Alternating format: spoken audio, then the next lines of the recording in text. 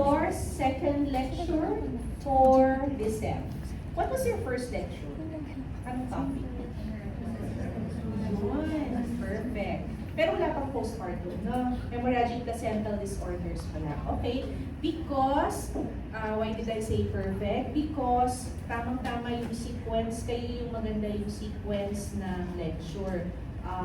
Because this part, for this part of the morning, we're going to talk about management of obstetrical hemorrhage. And for us, for it to be more meaningful, at least may idea na kayo kung ano yung mga, in your case, antepartum causes of hemorrhage. During the latter part of the discussion this morning, merong lalabas on postpartum hemorrhage. That's a separate lecture, pero i-review lang natin.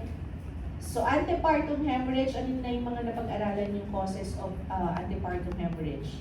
Yung placental disorders like placenta previa, abrupto, and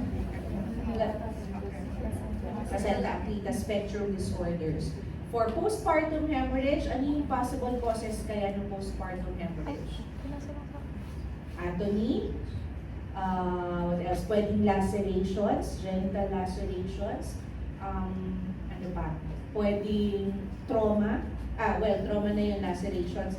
Thrombin, ibig sabihin blood dysplasias, di ba? So yun yung pwedeng maging cause ng postpartum hemorrhage.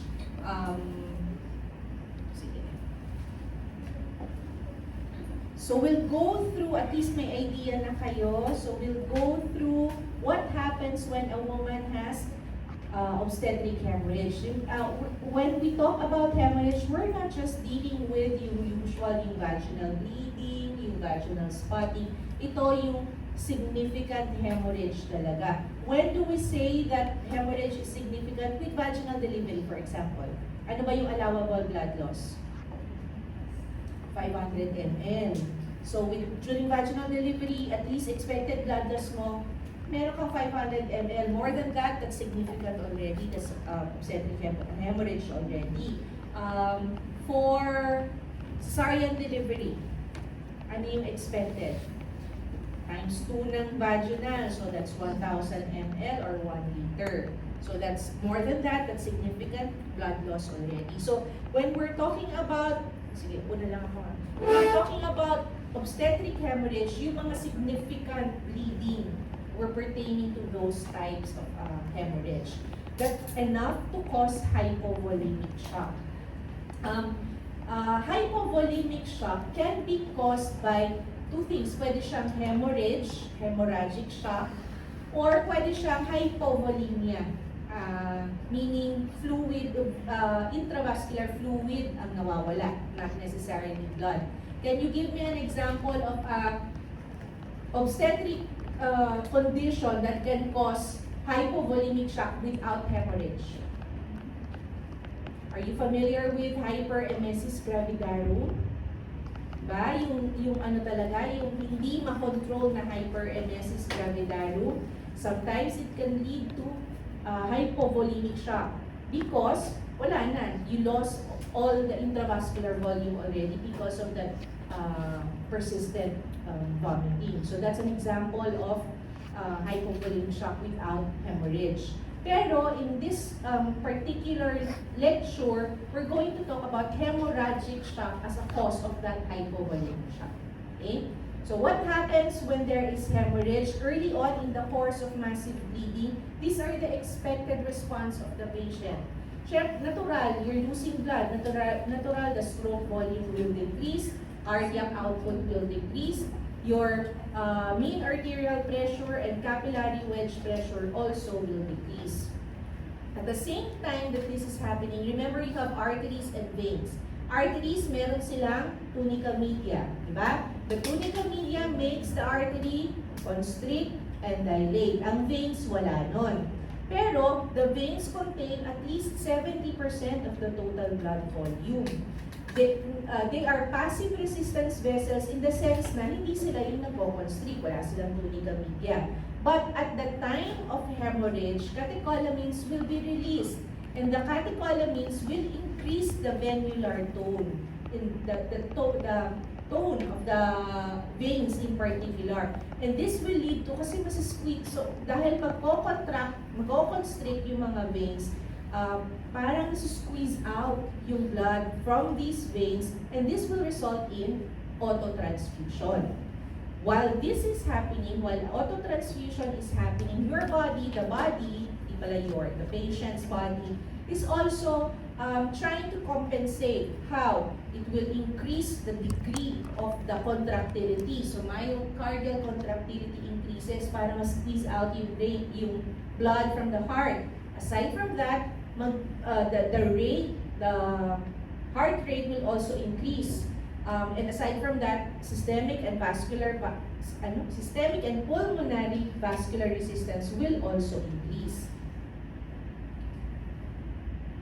And then, along with those changes, the initial compensatory response of the body, along with that, merong magkakaroon ng selective centrally mediated autoregulation. The brain will tell the body, we need to protect the essential organs. We need to redistribute the remaining cardiac output to these essential organs. What are those organs that are essential? Brain, heart, and adrenal glands. So, i-direct ngayon ng katawan, magdadilate yung mga blood vessels going to these organs at the expense of the peripheral organs. Magko-constrict naman ngayon yung blood vessels going to the other organs to preferentially redistribute the blood to these essential organs. So what happens, for example, nag-decrease because of the peripheral vasoconstriction to the kidneys, renal blood flow will decrease. What will happen now? Anong effect ng decreased renal blood flow? Urine output, what? Increases, decreases? Decreases urine output. And that is the reason why monitoring the urine output will tell you if there is tissue hypoperfusion.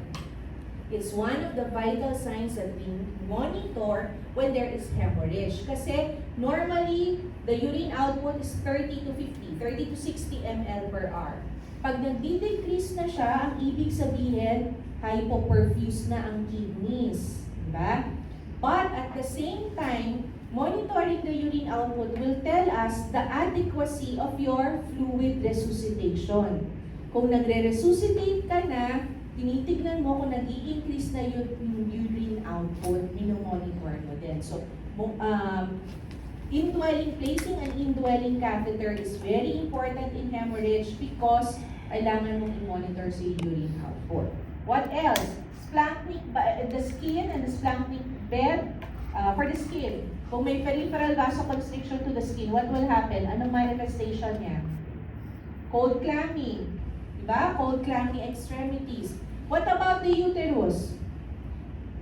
The uterus acts as a peripheral organ. So, the blood flow to the uterus will decrease. What happens when the blood flow to the uterus decreases? You get uteroplacental insufficiency. The blood flow across the uterus, the placenta going to the baby also decreases. And this will lead to fetal distress. Manifested kung nakahook siya sa CTG, it's manifested as bradycardia, fetal bradycardia. Okay? So connected silang lahat. So eventually, when there's ongoing blood loss and the blood loss already exceeds 25% of the total blood volume, hindi na kayang mag-compensate ng katawan.